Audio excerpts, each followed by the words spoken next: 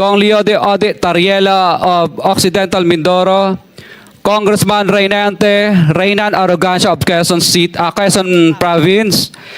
Mga magiliw ko pong mga kababayan at mga kapatid po nating mga OFW na naninilbihan sa iba't ibang panig ng daigdig. Mga kapatid ko at mga kababayan, magandang hapon at gabi sa inyong lahat. Ngayon po ay nayanig ng mag-asawang Diskaya ang buong bansa dahil sa kanilang isiniwalat at pinanumpaang salaysay doon po sa isinisagawang hearing and aid of legislation ng Blue Ribbon Committee na pinangungunahan po ng ating butihing senador na si Rodante Marcolita. Halos karamihan po sa kanyang mga sinambit ay ang mga congressman o mambabatas po ng ating bansa. At ang isa rito na palaging naririnig ay ang mataas na sina Saldico at Speaker Martin Romualdez. Tama po yung sinabi ko na kung ako sa kanila, kakanta na sila. Kasi ang kabilang paa po ng mag-asawa ay nasa hukay na. At alam po natin, hindi makakaila na marumi po ang laro at hindi patas sa buhay na ito. Kaya nga naman, kumanta na po sila. At ang taong bayan ay lubhang nasiyahan at pinapurihan ang mag-asawang Diskaya dahil sa kanilang katapatan, dahil pinili nila ang mas nakakaraming Pilipino kaysa sa doon sa mga kurap na mga opisyal ng gobyerno. Marami pong namatay noong nakarang taon sa mga pagbaha. Masakit po sa isang pamilya na mawalan po ng mahal sa buhay. Kaya ngayon ay nagdurusa ang mga nawalan po ng mga mahal sa buhay. Bago tayo mag-umpisa, ay hinihiling ko po sa inyo na sana ay pakilike at pakisubscribe ang akin channel dahil yan lang po ay napakahalaga sa aming mga content creator. Maraming salamat po. Mag-uumpisa tayo, mga mahal ko pong mga kababayan. May I call on Mrs. Sara Diskaya to please present and read before us your sworn statement. Sorry. Magandang umaga po sa mga kagalang-galang na senators at miyembro ng Blue Ribbon Committee, lalong-lalo na kay Senator Rodante Marcolita, Chairman ng Blue Ribbon Committee. Ano to, joint statement ng namin mag-asawa. So I will read partial and then my husband will also read the other half of the sworn statement. So kami si Pacifico F. Diskaya II and si Zara Rowena Diskaya, mag-asawang nasa tamang edad, parehong Pilipino.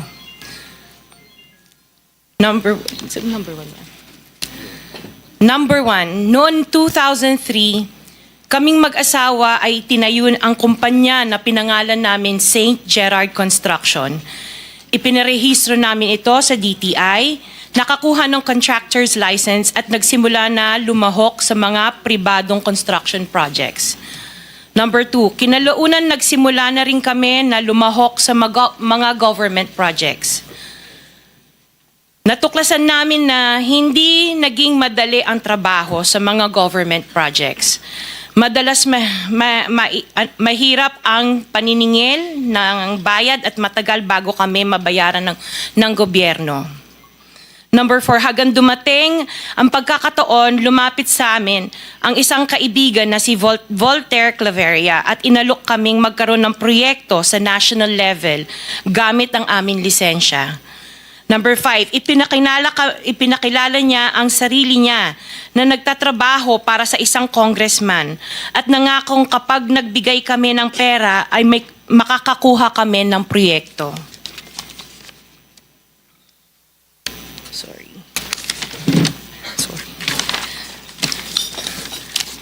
Number 6, dahil wala kaming alam sa kalakaran sa pambansang proyekto sa gobyerno, nagtiwala kami at ibinigay ang lahat ng ipon naming mag-asawa. Sa kasamaang palad, niloko lang niya kami. Naglaho siya, dala ang pera namin mag-asawa.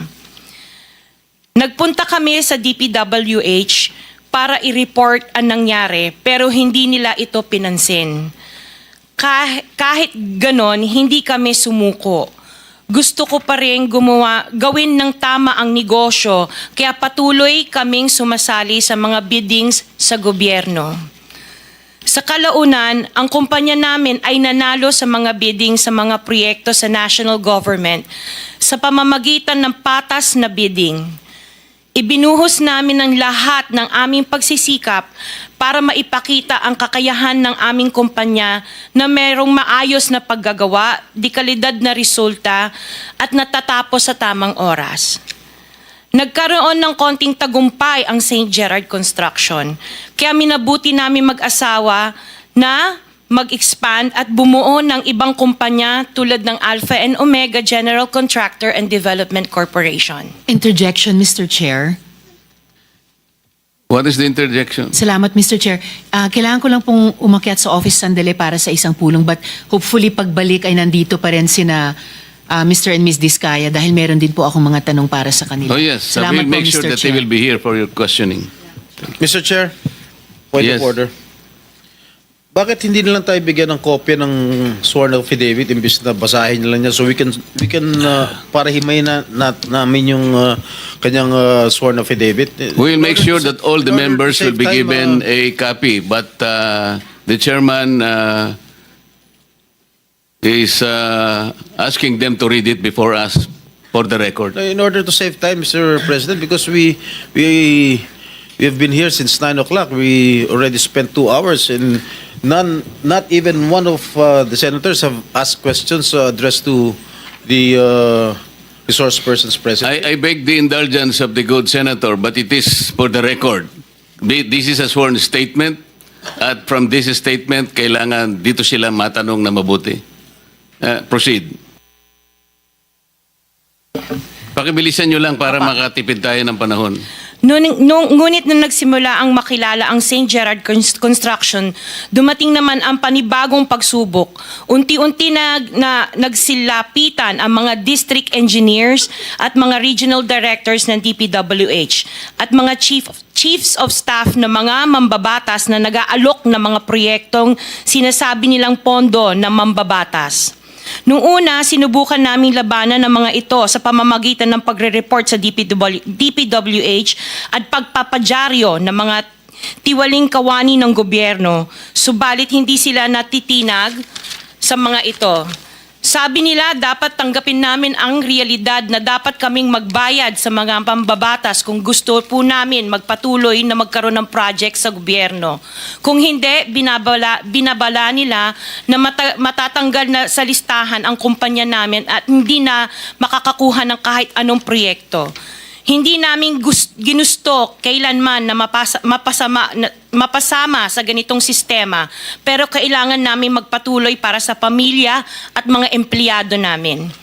Dahil sa aming paglaban sa mga tiwaling bidding, maraming beses naming naranasan na ma-disqualify ng Bids and Awards Committee ng DPWH na hawak ng mga mambabatas na nagpondo sa proyekto.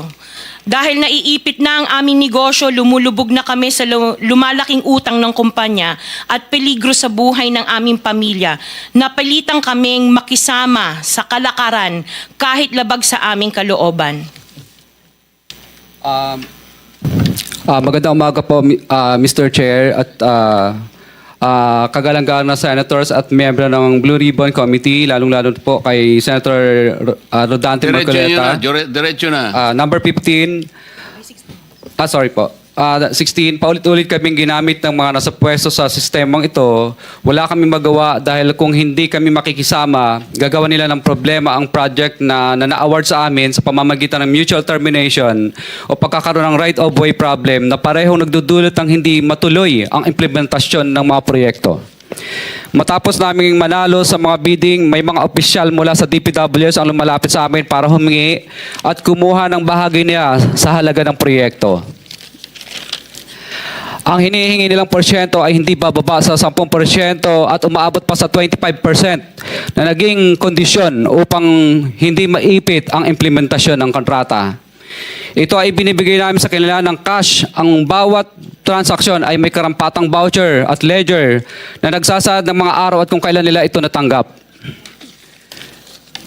Ilan sa kanila ay sina Terence Calatrava, former Undersecretary of Office of the Presidential Assistant of the Visayas of the Philippines, Kong Roman Romulo of Pasig City, Kong Jojo Ang of Uswag Ilonggo Party List, Congressman Patrick Michael Vargas of Quezon City, Kong Juan Carlos Arjo Aitaide of Quezon City, Nicanor Nicky Briones of Aga Party List, Congressman Marcelino Marcy Teodoro of Marikina, Congressman Florida Robes of San Jose del Monte, Bulacan, Congressman Leandro Jesus Madroño of Romblon, Congressman Benjamin Benji Agarao Jr., Congressman Florencio Gabriel Bem Noel of Anwaray Party List, Kong Leo de Ode Tariela of Occidental Mindoro, Congressman Reynan Arrogancia of Quezon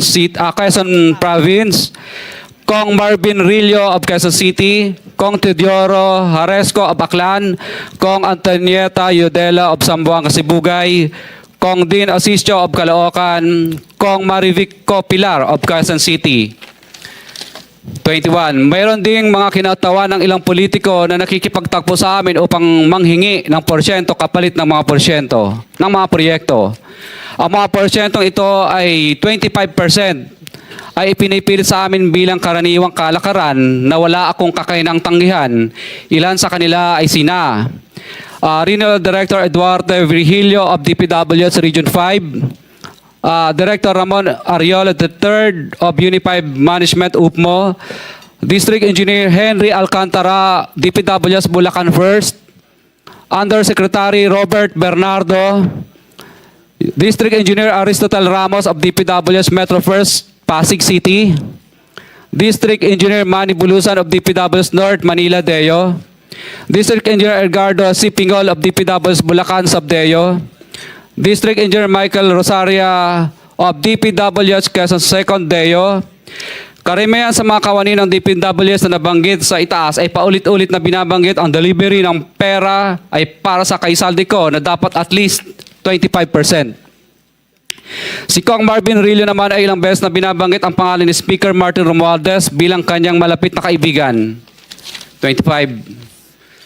Sa tuwing umiinom kami sa Wine Story, sa BGC at sa Shangri-La Mall, sinasabi pa ni Kong Rillo na lahat ng kanyang request para sa pondo ay galing pa mismo sa unprogrammed funds at insertion na inaaprubahan ni Speaker. Ang tao ni Marvin Rillo na si Bogs Magalong ang pumupunta sa amin para kunin ang pera sa aming opisina o sa Wine Story. Si Kong Jojo Ang naman, lagi ring binabanggit sa lahat ng project sa kanya ay papondo ni Speaker at ni Saldico. Mataas ang hinihingi sa project, dagdag pa niya, hindi naman lahat ng pera ay para sa kanya, kundi para kay Speaker at kay Saldico. Sa lungsod ng Pasig naman, lumapit sa akin ang DPW's project engineer na si Angelita Garucha para kolektahin ang parte ni Kong Roman Romulo sa flood control projects noong 2022. 28, number 28. Pagdating ng 2025, si District Engineer Aristotle Ramos ang sumunod na nagpakilala na bagman ni Kong Roman Romulo kung saan 30% ang kanyang hiningi ay para kay Kong Roman Romulo. Sinabihan ko kay D.E. Ramos na masyado namang mataas, ngunit sinabi niya na walang magagawa dito dahil pondo ito galing sa unprogrammed funds at insertion galing sa taas. Sa ilang pagkakataon, ang mga politiko na personal na inabutan ng halaga ayon sa hinihingi nilang porsyento mula sa proyekto Ang pagbabayad na ito ay hindi naman kagustuhan kundi isang hakbang na ginawa namin dahil sa matinding panggigipit. Ilan sa kanila ay sina Kong Antonieta Yudela kasama ang kanyang asawa, Kong Marvin Rillo of Quezon City, Kong Nikki Briones of Aga Party List, Arturo N. Atayde, ama ni Kong Arjo Atayde, Kong Florencio Gabriel Bem Noel of Anwaray Party List, Kong Eliandro Jesus Madroño of Romblon, Kong Benjamin Benji Agarao Jr. Bagamat naging matinding pagsubok ang kabawasan ng pondo na nakalaan sa proyekto, pilit at matapat naming sinusunod ang bawat espesifikasyon na nakasaad sa Program of Works na nakasaad sa proyekto ng DPWH. Nakakasiguro kami na nagawa namin ng maayos at matapat ang bahagi o phase ng proyekto na na-award sa amin. Sa katunayan, hindi kami mababayaran ng DPWH kung hindi ito dumaan at pumasa sa maraming material testing na naaayon sa design ng DPWH. Ina-assess at ini-inspect ng DPWH ang bawat proyekto base sa natapos na parte o accomplishment. Napilitan kami na i-absorb ang kabawasan na ito na nagdudulot ng maliit na kita o pagkalugi sa ilang projects. Para makabawi, dinadamihan na lang namin ang partisipasyon sa mga projects. Taliwas sa mga lumalabas na may mga impormasyon sa publiko, hindi kailanman kami gumawa ng ghost projects. At masugid kami nag-i-inspect sa lahat ng aming mga natapos na projects. Handa po kaming tumistigo ng walang pilit at kusang loob bilang state witness at sabihin ang lahat ng nangyayaring katiwalaan ng Kamara, DPWH at iba pang mga kawani ng gobyerno upang gawin ang tama. Kami ay lubos na humihingi ng tulong sa Senate Blue Ribbon Committee na pinamumunuan ng buting Chairman Senator Dante Marcoleta at kay President Bongbong Marcos para sa proteksyon at seguridad ng aming pamilya. Ang salaysay na ito ay kusang loob namin ginawa at walang sino mang pumilit na gawin ito. Sa katotohanan ng lahat ay nilagdaan namin ang salaysay na ito ng kusang loob at walang pumipilit. Sign, Pacifico of Vizcaya, nagsasalaysay. Notaryado po. For the